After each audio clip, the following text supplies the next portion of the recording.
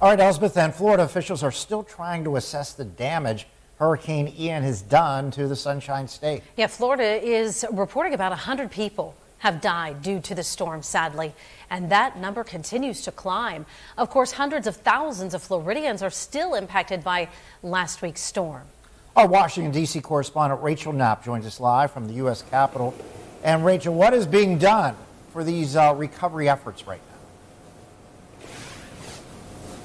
Well, Mike and Eva, federal officials say that an unprecedented amount of relief is heading towards Florida. In a recent spending bill that Congress just signed off on, it'll help FEMA and FEMA programs like the National Flood Insurance Program.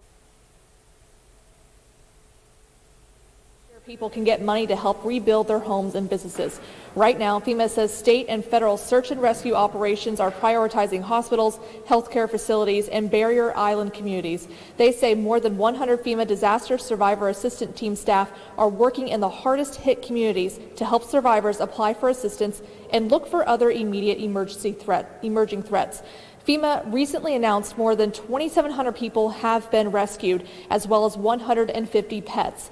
They add that 75% of the power outages have been restored, but you can see video of how even though the storm hit about a week ago, the aftermath is still causing a lot of problems. In an email, New York Representative Joe Sempolinski told me in part he and his House colleagues are in conversations about aid to those affected by Hurricane Ian and says that we must work to help those devastated by this horrible and tragic event.